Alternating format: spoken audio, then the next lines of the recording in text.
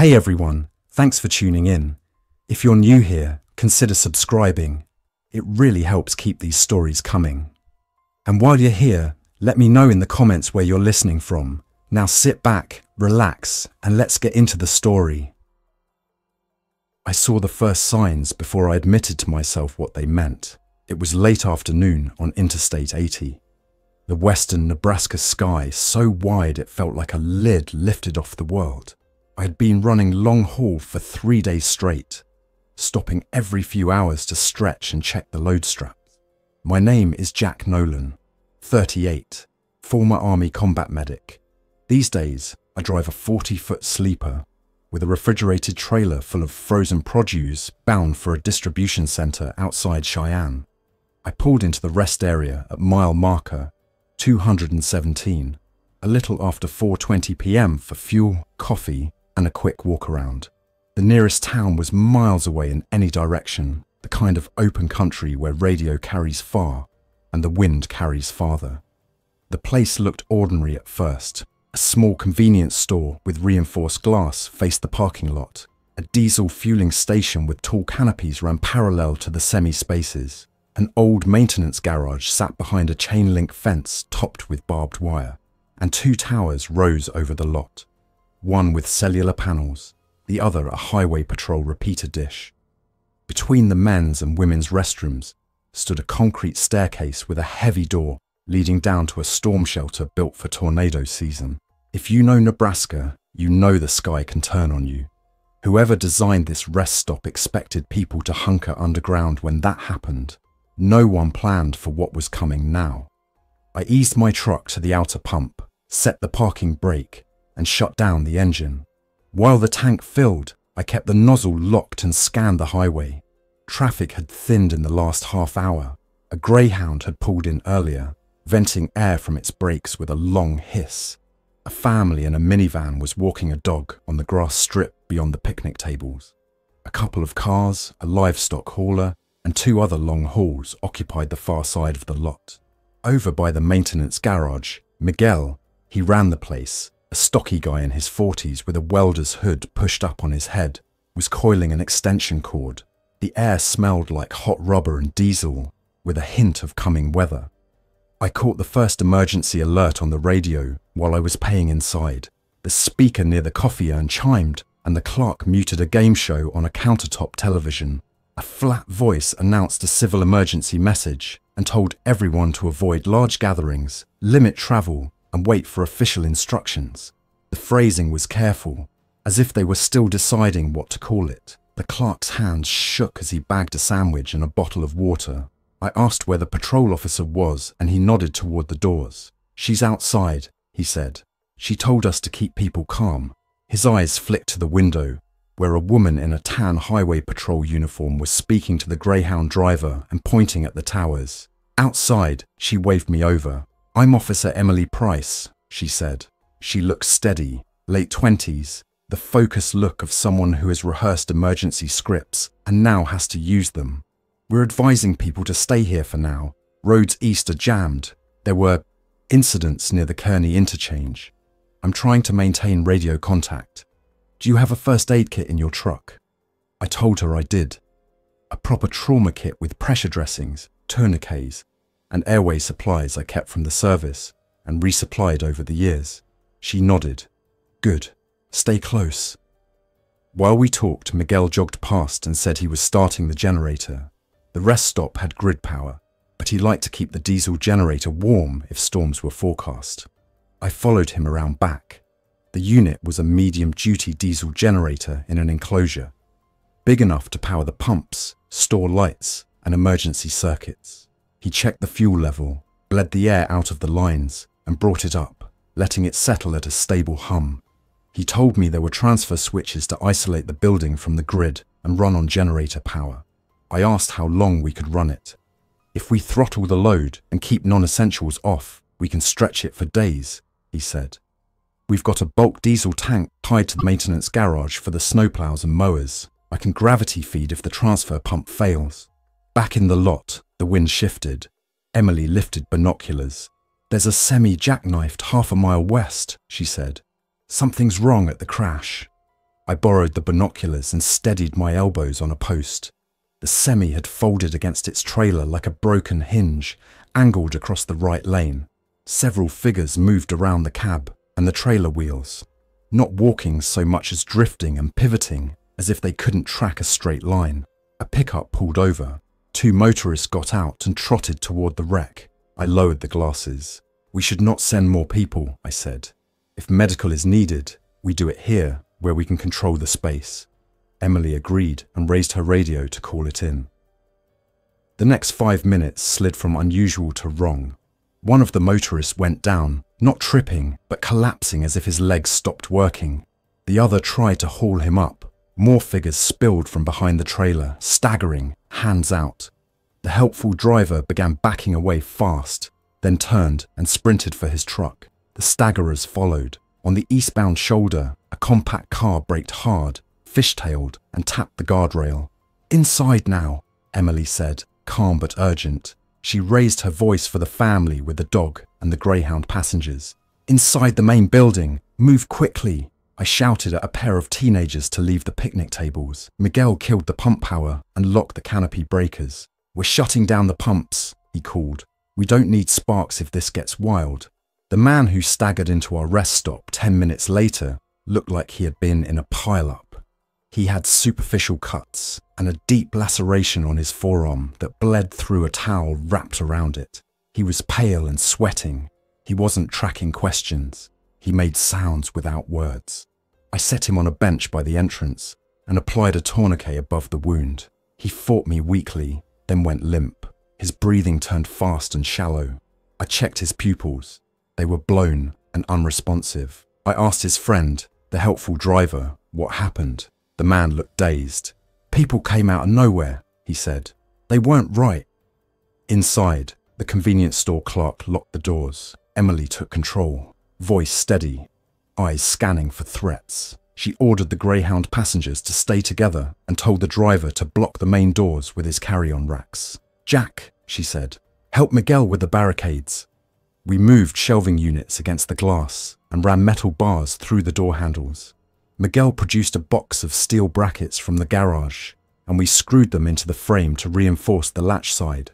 It wasn't pretty, but it slowed entry and bought time. Time is everything. Lena introduced herself in the small crowd as a traveling nurse on vacation. She set up a triage corner in the store using a folding table and the first aid supplies on the wall. Her hands were efficient.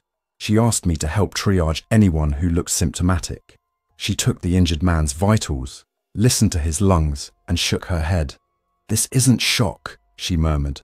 "Something is wrong neurologically." She pulled on gloves and a mask and told the clerk to gather bottled water, gloves, and alcohol wipes. "We need to assume this is contagious by contact with blood or saliva," she said. "We treat it like a severe infection until we know more." By 5:15 p.m. the radio net turned into noise. Emily's patrol channel, boosted by the repeater tower, carried bursts of speech from units east and west of us, then screaming, then nothing but carrier and static. She climbed the base of the repeater tower to adjust the handheld antenna, risking a higher profile for a better signal, and came down with dust on her uniform and a hard look in her eyes. "I got 5 seconds of dispatch," she said. "National Guard at Kearney are falling back. They told us to shelter in place. Then it cut out." She switched to the Marine Band weather radio in the store. Then to CB Channel 19, the trucker channel. Voices overloaded each other, some pleading, some warning. I heard the word quarantine more than once. I kept thinking about airflow, vectors, and the way open doors breathe when a crowd moves. Miguel brought up the generator fully and isolated the building from grid power. We shut down exterior lights to lower our profile and conserve fuel. Interior lights went to half. He gave me a quick tour of the electrical room so I could throw the transfer switch if needed. He had labelled the critical circuits with tape, pumps, interior lighting rows, coolers, emergency signage, restrooms. He showed me the maintenance garage keys and the main breaker for the canopy islands. "We keep the pump circuit locked out unless we're refueling our trucks," he said. "Last thing we need is a stray spark under a diesel mist." Around dusk, people collected at the windows despite our warnings, because silence is unnerving and people want to see. Outside, silhouettes had begun to appear between the trucks and under the fuel canopies. They moved with that same off-balance gait I had seen at the wreck. Some turned toward the glass and pressed their faces to it, not in recognition, but like moths to a window. They pawed at the glass with the senseless persistence of people sleepwalking. The reinforced panes bowed under the pressure but held. We backed everyone away and stacked more weight against the doors. The storm shelter beneath the restrooms became a subject of debate. It had thick concrete walls and a heavy door that sealed, with an intake and exhaust duct designed for short evacuations during tornadoes. It was dry, cool, and safe from direct contact. It was also small and, if overcrowded, oxygen poor. Lena argued that the air would grow stale too fast for the number of people we had. Emily wanted a fallback, and I agreed we needed one. We decided to deploy it only if the main building was breached, and only for the smallest group possible, prioritizing children and anyone who couldn't move quickly. That meant the able-bodied needed to keep the building and the maintenance bay secure. We disabled the gas pumps. Miguel and I pulled the pump handle covers, tripped the emergency shutoffs, and locked the circuit panels with padlocks to prevent anyone from turning them on under panic. Diesel fuel does not ignite as easily as gasoline, but misted diesel around hot surfaces is still a major hazard. If we fought, we would do it without turning the lot into a torch. By full dark, the wind had swung south, the temperature dropped a few degrees, and the smell of spilled diesel drifted in from near the tanker parking. We used a flashlight with red lens covers to avoid advertising our position. From the maintenance garage roof, Emily and I scanned the approach with binoculars.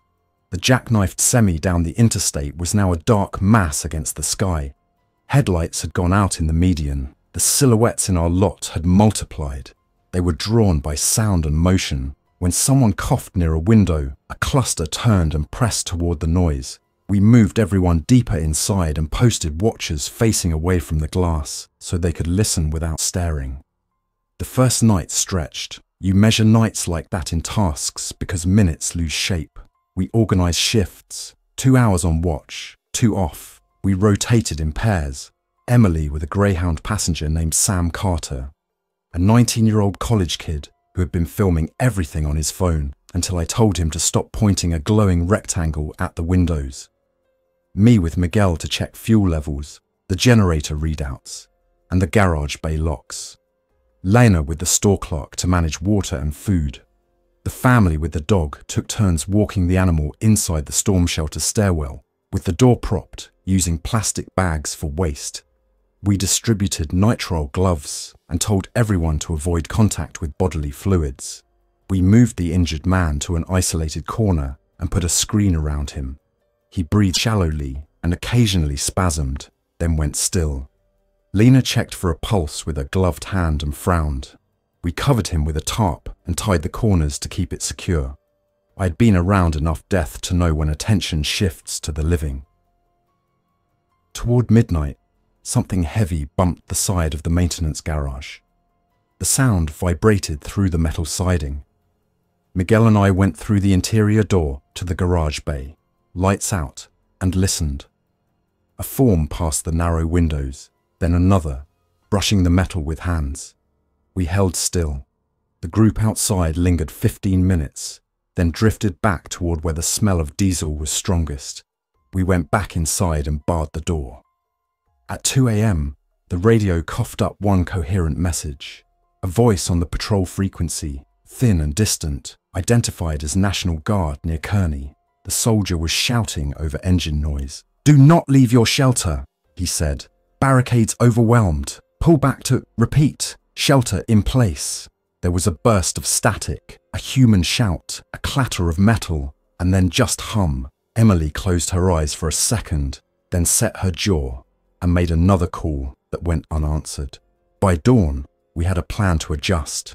We needed to shorten the number of people exposed in the main area during the day.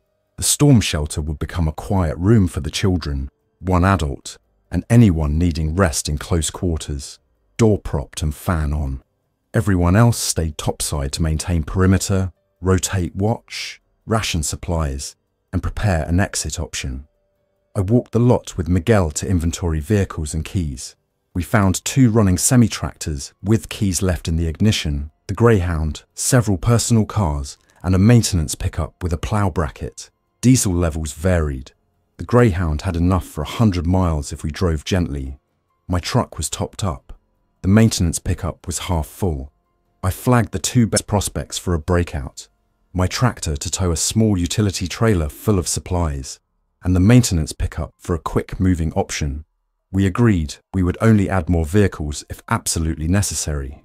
Convoys are loud and complicated. We also built a better barricade. Miguel raided the garage for steel stock, old bumpers, and grille guards. We welded brackets onto steel shelving posts and bolted them across the inside of the glass entry, anchoring the post to the floor with wedge anchors. We parked a semi-bumper-to-bumper with a box truck across the main lot entrance to create a narrow funnel with a movable gap. The idea was to create a place where movement could be controlled if we had to open the doors for any reason. Emily issued each of us tasks: keep the crowd calm, save power, maintain radio listening, fill water, and prepare first aid station supplies for transport. By late morning, the infected presence swelled. They weren't a wave, more like a tide that kept creeping in. They bumped into signs and rubbed hands along painted surfaces. When they ran into obstacles, they pressed until their bodies took them in new directions. When a crow called from the tower truss, several tilted their heads toward the sound, then wandered on. The dangerous ones were the newly arrived, still fast, still guided by the remnants of whatever propelled them in life. We saw a man in running shoes sprint into the lot from the east. Eyes unfocused, mouth open.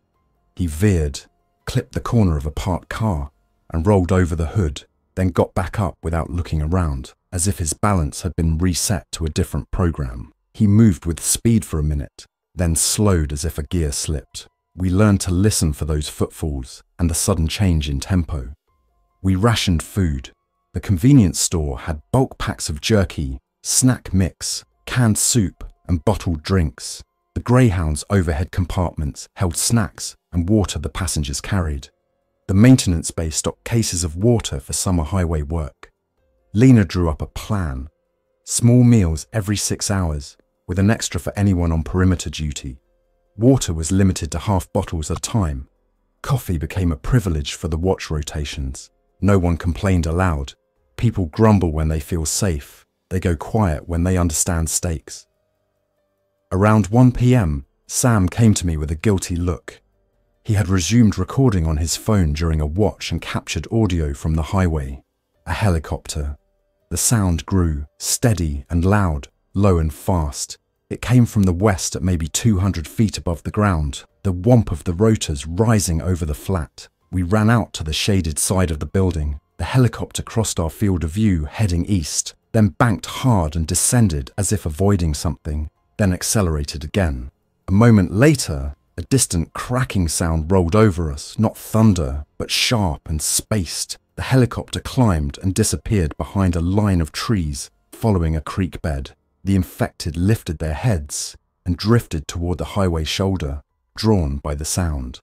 Hope felt like a resource you could waste by spending it too quickly. By mid-afternoon, the smell of diesel grew strong enough to make eyes water. We traced it to a parked fuel tanker that had nicked a bollard and stressed a line. A slow leak had become a faster one.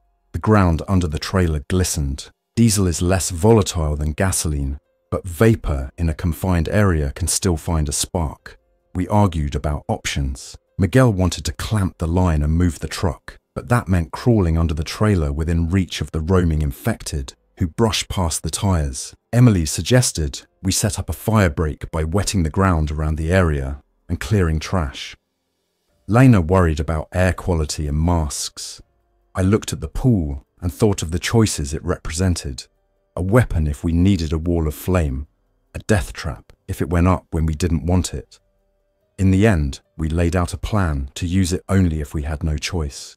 We cleared debris, stretched a hose from a wash station, and wetted the concrete around the pool to slow spread.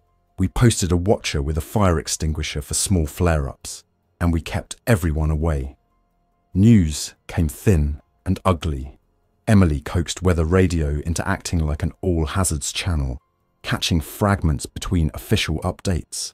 A short statement said unusual violent behavior had been reported across multiple states, advised people to avoid contact with anyone showing confusion or aggressive behavior, and to treat all bodily fluids as infectious. The phrase "turn away from the infected" came through twice, followed by silence. On CB, a trucker reported roadblocks near Lexington that failed in minutes. Another voice said a rest area had been overrun after someone opened a door to let a stranger in. I walked the inside of our barricades and checked every bracket and strap again. As food dwindled, so did energy. People get brittle when they are hungry, tired, and afraid. In the late afternoon, 2 men from the Greyhound started a loud argument about leaving now. Their voices echoed, and the silhouettes outside immediately pressed toward the glass. Emily calmed the men down with a firm, low voice and moved them to the storm shelter stairwell to talk quietly. She had a talent for diffusing without humiliating. When she came back, she looked at me. "We have to decide tonight," she said. "If we wait, we risk running out of fuel and food. If we go, we risk everything on the road. The guard isn't coming. We're on our own." "I agree," I said. "We make ready. We'll need a decoy, noise, movement in one direction, while the group moves the other. Air horn on a truck might do it. We use the maintenance bay exit, not the front. We keep the group small. We load only what we need. Water, first aid, fuel cans, food, tools. We designate drivers now, not later." We gathered the group in the dim aisle between coolers. I outlined the plan, slow and careful, giving each person a role. I spoke without exaggeration and without promising outcomes. People respond best to honest plans with variables named. The first vehicle would be my tractor cab, pulling a small utility trailer we found in the garage, and loaded with boxes of water, canned food, fuel cans, a tool chest, and a portable inverter generator. The second vehicle would be the maintenance pickup, with Lena and Emily in the cab, more supplies in the bed, and Sam riding in the middle seat to relay.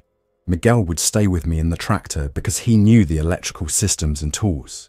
The Greyhound would not come. It was too large, too obvious, and would turn us into a slow convoy. The other passengers would run in 2 short dashes, building to maintenance bay to vehicles. Any extra vehicles meant more keys, more complications, and more places for someone to misjudge distance under pressure. We limited ourselves to 2 vehicles and a foot element long enough to load quickly. We taped chemical light sticks to the inside doorknobs so we could find them in darkness. We issued gloves and told people to keep their hands away from faces. We taped sleeves at wrists for those carrying loads. We gave everyone a short piece of duct tape with their name written in marker and stuck it to their chest. This is not dramatic. It's a simple way to identify people in noise and confusion without requiring memory. If a person fell, someone would know immediately who they were. Dusk slid into night. The wind freshened from the southwest and brought the smell of grass and dust. I stood next to the maintenance bay door with my hand on the bar and rehearsed opening it smoothly. Emily checked her radio again, then switched to the handheld set to a short-range channel we had tested earlier. "Check 1, she said. "Check," I answered. "Check," said Miguel. "Check," said Lena. "Check," said Sam. Routine saves lives. We took one last look around the store. The clerk stood by the register, his face pale. "You coming?" I asked. He shook his head. "I'm staying," he said. "My brother said he's driving from North Platte. He'll look for me here." Emily didn't argue. You cannot drag people into survival. We left him extra water and food on the counter and shook his hand. At 5:10 a.m., the horizon lightened to slate. We moved to the maintenance bay. The infected density on the lot was lower near the garage, higher near the front doors. We had learned their patterns. I climbed into the tractor cab and turned the key to accessory to avoid broadcasting the starter noise at full volume. Miguel slipped under the dashboard to check the wiring for the air horn relay. He rigged a momentary switch on a wire we could reach quietly. Emily opened the maintenance bay door a hand width and slid out with a flashlight in hand, lens covered, hugging shadows to reach the tractor's passenger side. Lena and Sam crouched by the door with the first load. When Emily was ready, she whispered, "Now." Miguel pressed the horn switch and let it blare for 2 seconds, then again and again, in a steady rhythm. The sound bounced off the canopies and rolled across the lot like a beacon. The silhouettes turned toward it, then moved, faster than before, drawn to the source. They clustered near the tractor front and the fuel islands, pressing and bumping, trying to find the shortest route to the noise. While they moved, Lena and Sam hustled with cases of water, hunched to keep their profile low, across the bay to the trailer. Emily guided them with hand signals. I popped the tractor into neutral and let it roll a foot to creep the suspension, keeping the horn blasting to hold attention. Miguel kept count of seconds. We loaded faster than we planned because fear tightens grip and narrows focus. Within 3 minutes, the trailer was half full. Within 5, it was loaded to the rails and strapped. Emily waved the second wave. Food, fuel cans, first aid. Lena kept inventory and anchored straps without wasted motion. The infected crowd thickened near the horn. Some peeled off and began to drift toward the maintenance bay, sensing movement. Emily whistled softly to redraw them, and Miguel hit the horn again. The smell of diesel was worse now, and a faint shimmer hung over the tanker puddle like heat over asphalt. A gust of wind carried our scent out of the bay and across the lot. It was as if the entire group outside had been given a new instruction. Heads turned. The cluster near the tractor pivoted as one and began to press toward the bay door. "Time," Emily said. "Go." I turned the key. The engine fired with a groan and a cough, louder than I wanted. I eased the clutch and the tractor tugged the little trailer into motion. Miguel slammed the bay door as soon as the last person cleared it and threw an interior bar across. The infected were already rounding the corner. They accelerated, feet slapping concrete, hands touching the wall and door as if feeling for heat. I steered for the chain-link gate at the far end of the fence where we had pre-cut the ties. The maintenance pickup followed tight on my bumper. The gate swung wide as the pickup nudged it, and we squeezed through, my trailer rails clicking the posts. Behind us, the crowd poured along the fence line and pressed where our vehicles had just been. In front of us, the access road led down to a merge lane onto the interstate. The first obstacle was a car abandoned at an angle across the lane. I dropped to first gear, eased the truck forward, and nudged the rear quarter panel with my bumper. The car rolled enough to clear. The pickup stayed tight and followed. At the end of the access road, the interstate shoulder ran east and west. East looked clogged by vehicles that had drifted to a stop. West looked clearer, but not empty. The jackknifed semi loomed in its spot a half-mile away. We chose west because we could see farther. We rolled at 20 miles per hour, scanning for debris and keeping the truck straight.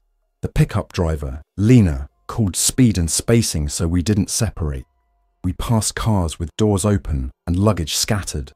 A set of skid marks trailing into the median where a driver had clearly chosen the grass over the road. A mile on, the highway dipped under an overpass. A cluster of silhouettes moved in the shadow, then burst into the light as we approached, hands out, eyes unfocused. I downshifted, kept the wheels straight, and let the truck's mass do what it was designed to do, hold a line and keep moving. Emily leaned out the pickup window and shouted commands to keep the foot element, 2 of the Greyhound passengers we had decided to bring for loading help, tight against the trailer's rear corner, then hauled them into the bed when a gap appeared. Behind us, a new sound rolled, low, then rising. I glanced in the side mirror. Fire had found the diesel pool near the tanker. A bloom of flame rose and then flattened under the canopy, sending a sheet of heat along the roof. The blaze chased vapor like water finding a channel and then paused where we had wetted the ground. It didn't jump the wet line, not at first. Then something else caught. Trash, a paper sign, and the flame licked across in a new direction. It was not a wall of fire. It was a snake, finding paths in concrete seams, crawling along painted lines. The rest stop sign stood tall and still, blue letters on white. As we crested the next rise, The sign shifted and tilted as if a support had melted. Then it sagged, folded, and fell. We did not cheer. We kept driving. The highway west opened in long, straight lines and gentle hills. We stayed at a steady speed that kept the group together and gave us reaction time.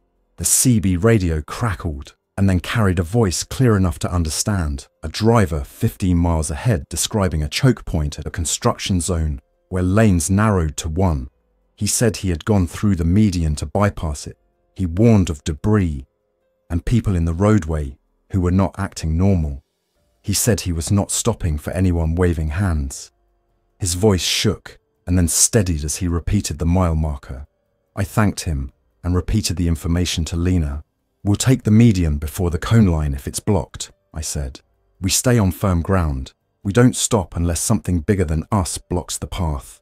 We drove for an hour, then 2. We rotated drivers in the pickup to avoid fatigue, pulling tight against the trailer so one person could slide behind the wheel while the other held the brake. We drank water in sips. We ate jerky and crackers. We listened for helicopters and sirens and heard neither. The land opened and the sky kept its pale lid. Every few miles we saw evidence of sudden stops and fast departures. A cooler smashed on the shoulder, an SUV door dangling, a car with the hazards still blinking, and a handprint smeared on the window in what could have been dust or something else. We looked and looked away. You maintain focus by not naming every detail. Around 9:40 a.m., a distant thump rolled across the plains. Not close enough to be a hazard, close enough to be a reminder. A minute later, a white helicopter cut across the sky to the south, then turned away like the one before. No rescue was coming to a line of trucks on an open interstate. We were our own plan. We reached a wide rest area near the state line, where a line of wind-stunted trees leaned east. The place looked quieter than ours had been, emptier, but we did not stop. We kept west until we found an exit where the off-ramp was clear and a farm road ran parallel to the highway. We took the ramp and rolled along the 2-lane at 20, then 15, scanning for traffic and structures. We found a farmstead set back from the road, a cluster of low buildings with metal roofs, a grain bin, a windbreak. The driveway gate stood open. No vehicles in sight, no movement. We did not pull in. We stopped on the shoulder where we could turn around if needed. We sent Emily and me ahead on foot, with radios and masks, gloved and moving slow, eyes scanning, hands empty. We called out first from a distance, no answer. We stepped through the gate, checked corners, and stood in the yard listening. A dog barked far off, a windmill creaked. We looked through a window and saw a neat kitchen with a curtain still tied back. We stepped back out and looked at the horizon. You can study a place and still not know. We did not take the farm. We used the open space on the road to reorganize. We moved people between vehicles to balance weight and stress. We rechecked straps. We reminded each other of the rules we had set. Keep distance, keep hands clean, keep noise down, keep moving. Then we went back to the highway. The rest stop we left behind burned in my mirror for a long time. The white smoke climbed and then flattened, streaming east under the morning wind. The fuel tanks did not explode like in movies. They howled and vented and then failed in grinding shrieks. The sign that had told drivers to rest and that there were restrooms and picnic tables and a dog walk lay on its face. Letters cracked. The towers stood for a while, the repeater dish glinting, until heat worked its way up their bases and they leaned. I watched until the mirror gave me only road and sky. When we finally stopped, it was not because we found safety. It was because we found a place that was less unsafe than the others. A service road cut toward an old way station long decommissioned, with concrete pads and a roofed bay where state trucks once pulled through for inspections. The building was empty, the doors unlocked, the power dead. The roof gave shade and the concrete gave clean surface. We set a perimeter with the truck and pickup at angles that gave us cover and escape lanes. We posted watchers at the corners. We ate a small meal and drank half a bottle of water each. We told the truth, that the road ahead looked like more of the same. We also told the truth that we had made it this far by doing what we said we would do, and by making choices we could live with. People think survival is about big gestures. It is not. It is about decisions stacked like bricks and tested by wind. It is about not opening doors you cannot close, not lighting fires you cannot control, not saying yes when no keeps people breathing. It is loading the trailer in the right order and taping names on chests, marking the radio channel on a scrap of paper and turning off a pump breaker so a spark doesn't find vapor. It is hearing a helicopter and not running into the open to wave. Later, as the sun edged past noon and the concrete baked under the shade, Sam sat on the trailer tongue and wrote in a small notebook because his phone battery was now a rationed thing. He asked me what to call what we did back there. I said we defended a place that could not be defended forever and left before it killed us. He asked if that was abandoning people. I said we offered a way out and people chose. He nodded and wrote. Emily leaned against the pickup fender and watched the road with eyes that never stopped scanning. Miguel lay under the pickup with his hands folded behind his head, listening to the metal tick as it cooled, counting the seconds to judge how quickly the engine would be ready again. Lena tossed an empty water bottle into a bin and made a list of supplies we had used, writing with small neat letters I could read from 5 feet away. We did not make promises to each other. We did not say we would reach a specific city or a specific safe zone, because those words would be wind. We said the next mile marker, the next turn, the next fuel stop we would not use, the next place with a roof where we could rest. We said we would keep the group intact and communicate and not let fear make choices for us. We said we would avoid contact with anyone acting strangely, avoid crowds, avoid enclosed spaces with unknown air. We said we would choose open ground and known exits and stay away from places where hope was a trap. At some point, I closed my eyes and saw the store clerk standing by the register, face pale in the half light, hand on the counter. People live with their choices. He believed his brother would find him. That belief would either save him or not. Belief is not a plan, but it is a thing people carry when the rest runs thin. As the day wore on, the radio remained mostly quiet.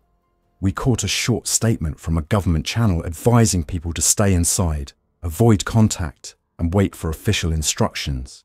We were too far out and moving too fast to believe those instructions would reach us in time. We kept scanning anyway. Near 3 p.m, Emily stood and rolled her shoulders. Time to move. We loaded back up. We checked straps. We started engines. We pulled out onto the service road and eased toward the highway. The sun felt small and far away. The world had changed, but the basics had not. Engines still needed fuel. People still needed water. Doors still opened and closed. Wind still told you what was coming if you paid attention. The interstate still pointed both ways. I did not look back at mile marker 217 again. I did not need to. It would be there in the rear view of my mind, the way a place stays when it is where you learned a rule the hard way. If someone asks me later what we did that first day, I will say we made a perimeter. We locked the pumps, we rationed food, we kept people calm, we used a horn to move a crowd, we took 2 vehicles and not 3, we chose open ground over promises, and we left before the place turned from shelter to trap. I will say we made choices that kept us breathing and made plans that were simple enough to execute under stress. I will say that survival is a habit you practice in small motions until the big ones come, and when they did, we were ready enough. When the sign that read Rest Area Mile 217 folded into the fire, it was not a symbol. It was steel and paint failing at a known temperature. It was a thing that had stood for travelers for years and would not stand now. We did not need symbols. We needed route numbers, fuel levels, radio channels, and the next safe place to stop. We needed to keep moving. We did. Thanks for listening. If you enjoyed this story, don't forget to like and subscribe. Your support keeps these creepypastas coming. Until next time, stay alert, stay safe, and never ignore the feeling that something is watching.